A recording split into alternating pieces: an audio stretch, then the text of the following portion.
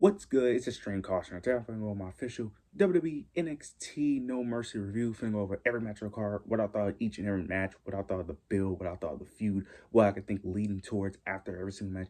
If you like daily wrestling content, make sure you like, comment, and subscribe, and jump straight into the review. First match we start off with is Josh Briggs versus Javon Evans. This has been a pretty entertaining feud, the feud between Javon and Josh Briggs. Josh Briggs constantly being in Javon Evans' ear a bit, constantly telling him that he's not ready to be NXT champion, that he's doing things the wrong way, and that he needs to take a more aggressive and more ruthless approach to become NXT champion, like Josh Briggs has trying to do to become NXT champion. Javon Evans is on the opposite end of the spectrum of him just trying to do his own thing, try to do things the right way, and earn his way back to the top.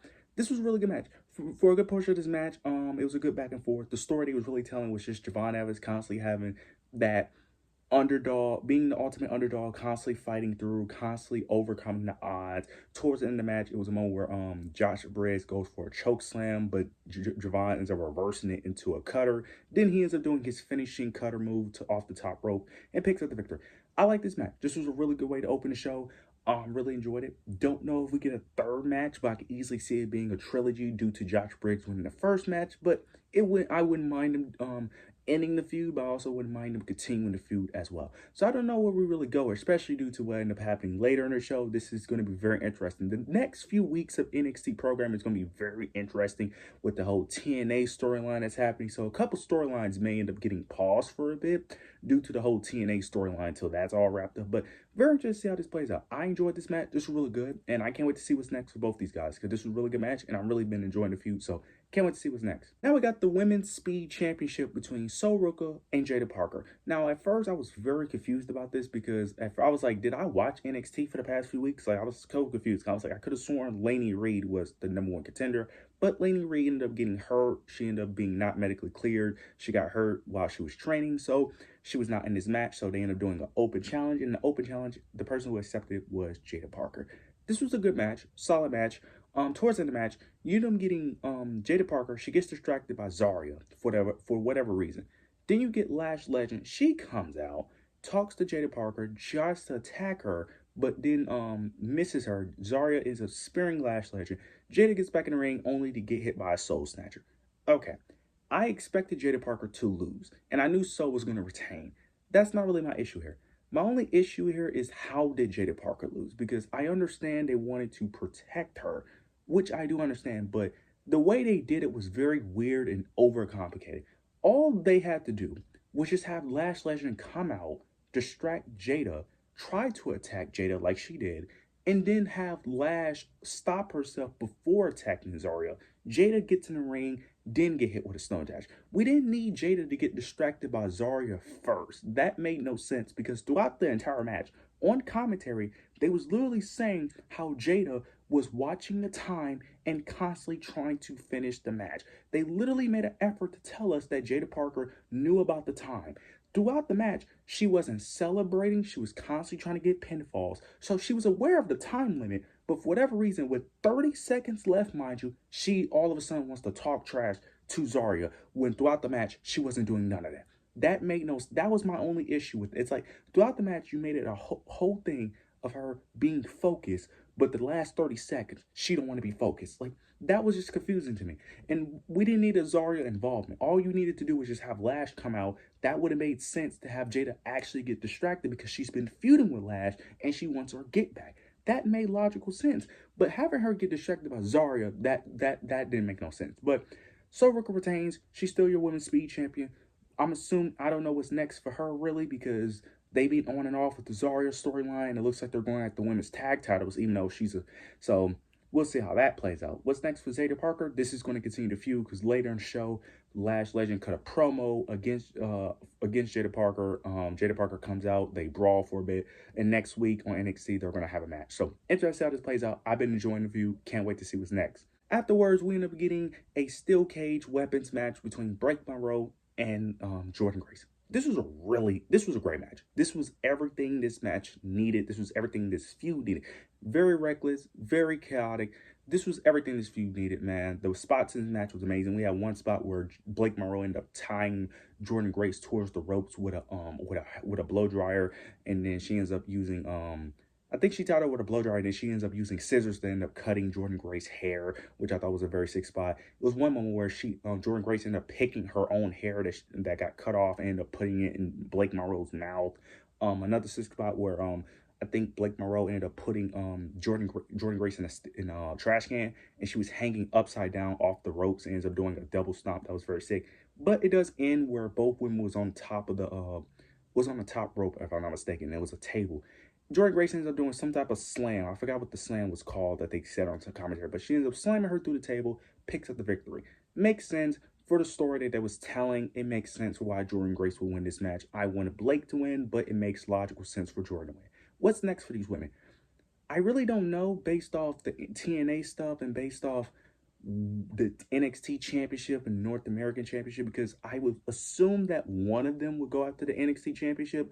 I feel like they're mainly probably going to do Jordan Grace, even though I would have it the opposite or have them both go after it, in my opinion. But you could do either one going at the NXT, one after going to North American, but I would probably just do both of them going after the NXT Championship. But one of them is definitely going for a championship after this feud. Just don't know which one. It's probably going to be Jordan Grace.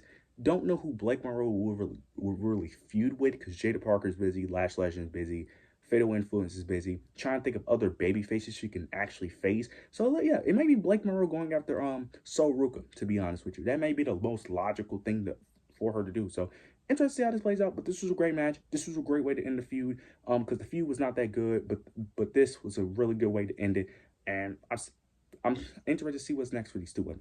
Now we end up getting a quick announcement from Ava. She ends up addressing the TNA invasion that happened on NXT last week, and she ends up announcing that on October 7th, it's going to be NXT versus TNA in an invasion type, well, PLE, not really a PLE, but TV special basically on October 7th, and it's called Invasion, where we're going to get a Survivor Series style match, where it's going to be Team NXT versus Team TNA, and then we're going to get TNA Tag Team Champions versus the NXT Tag Team Champions. Winner takes all.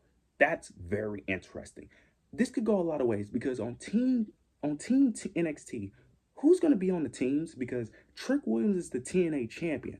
So is he going to be on TNA team, or is he going to be on NXT team? That's very interesting.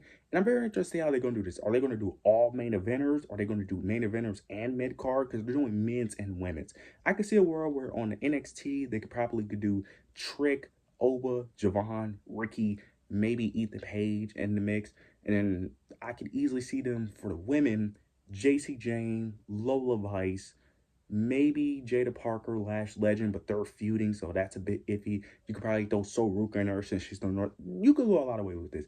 Very interested how this plays out. The winners take all match, that's going to be very interesting. I don't see, now she said also that it's going to be everyone banned from ringside, that there's no cheating, which I find cap on that, because I just don't see a world where there isn't going to be any cheating involved, especially in that winners take all match. But I could be wrong. But very interested to see how this plays out. This is very interesting. Can't wait to see how this story plays out. And I'm actually excited. I'm excited for the next 2 weeks of NXT, see how they build that up and see the eventual matches and see the teams, because they're going to announce their teams next week. Very interested to see how this plays out, but this is really good. Very interested. Now we get the North American Championship title match between Ethan Page and Tavion Heights. This was a really good match. Really fun, really good match. Tavion Heights constantly impresses me every time he's in the ring. This match was very shocking because Ethan Page ended up retaining, which was very shocking to me, but I'm not mad at him retaining because I don't think it's a bad choice.